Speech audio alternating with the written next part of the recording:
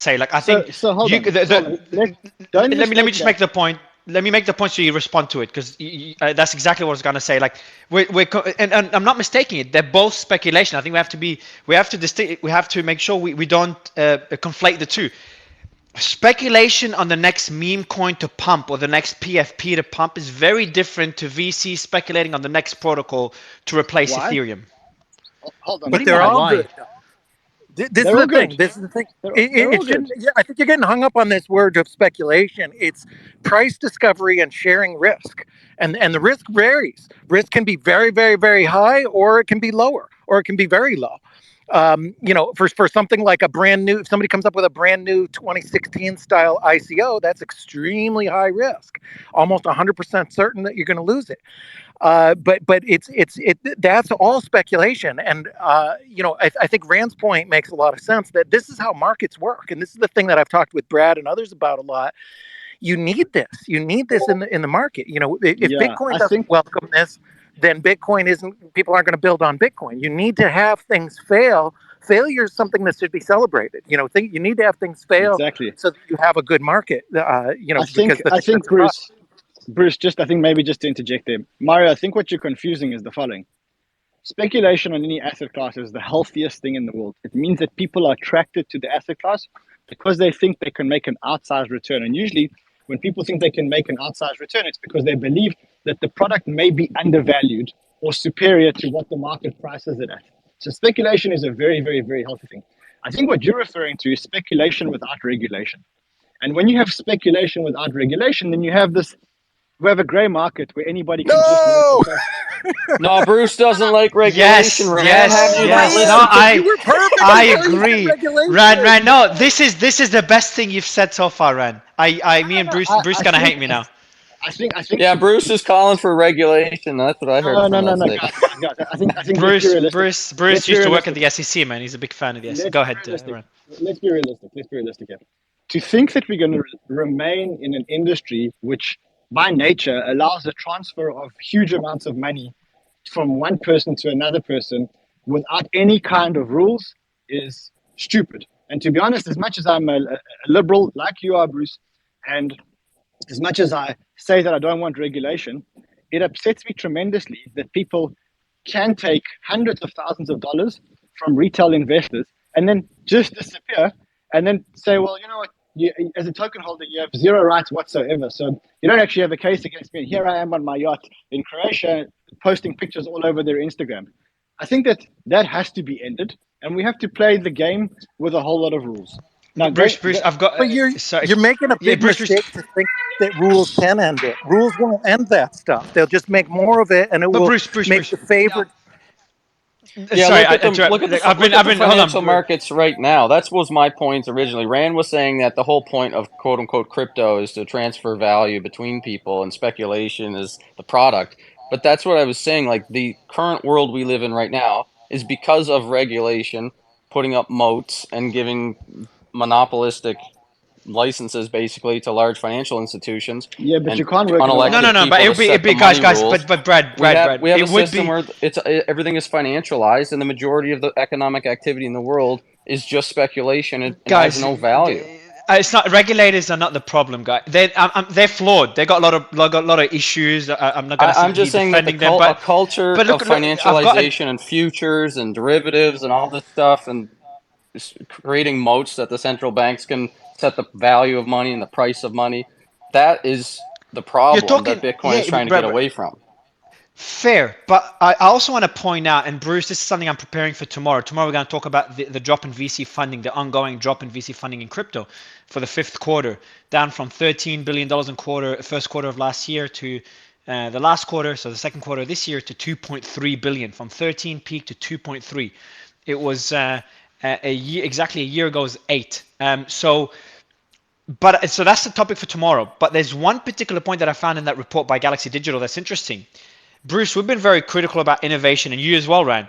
Innovation leaving the US, and we're blaming the regulators, we're blaming the SEC. Well, VC funding in Singapore was 5.7%, it was third. UK was 7.5%. US was number one. Ryan, just guess the number. US was number one. So the second one is 7.5% of VC funding in crypto is UK-based companies. What time period is this? What time period is this? I think this is quarter two of this year. So now recent. I would say Last that's quarter. I'd probably say that probably 40% of the funding came from the US. Not from the US. That's this is focused on companies based in those countries. Probably. You're right, by the way, it's 45%. So then when we're criticizing the US, and innovation leaving the US. Well, the US is still attracting the most VC funding, and it is one of the most. That was before the big SEC crackdown, Mario. That was before the. And that was before. Again, I'm not going to defend the SEC crackdown, but that was also before the big Ripple case ruling. Yeah, that's before. It's in spite of the regulations. 45% is nothing to be proud of. One city in the United States, Detroit, once had 50% of global manufacturing. All the manufacturing in the whole world. But that's old US. Right. But we've been on a nonstop decline for 70 years. I mean, look at the venture capital stats from the 90s and the 2000s and the 2010s. We've been on look at San Francisco, the home of venture capital. Look at the outflows and everything. And you think Bitcoin will fix this? Bitcoin helps because the root cause of it is the government, it is regulators, it's the Elizabeth Warrens of the world and the Bernie Sanders and the Bidens of the world stealing money from the people and sending it to others, and then burdening us with a whole bunch of nanny state regulators like Gary Gensler who gum up the works and stop entrepreneurs from doing things. So yeah, it's 100%. That's the reason that it's been on this decline. And I think the pendulum will swing the other way. Americans are finally getting tired of it. There's a big pushback from the industry. We can hopefully have some good results in the election and set these tyrants back, and then go back to the way we were in the 90s and the 80s and the 70s and everything else when we used to be a free economy.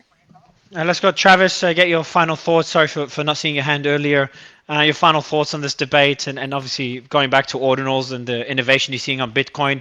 I know I used to listen to your podcast before, and you'd compare innovation on different so NFT innovation on different protocols back in the bull market. Well, now Bitcoin's in the run as well. What are your thoughts on ordinal?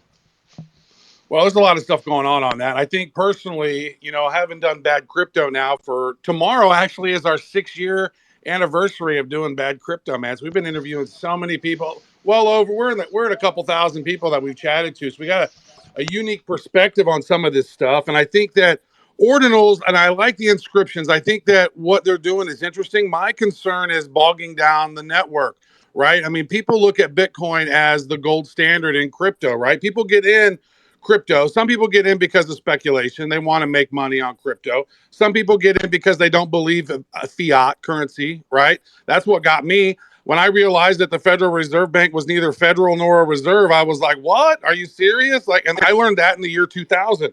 So that's why I got into Bitcoin in the year 2011, mined my first Bitcoin, and then actually promptly lost it because it was very difficult. I lost 55 Bitcoin back in the day, so that sucks. And so what people care about really, I think now is transaction times.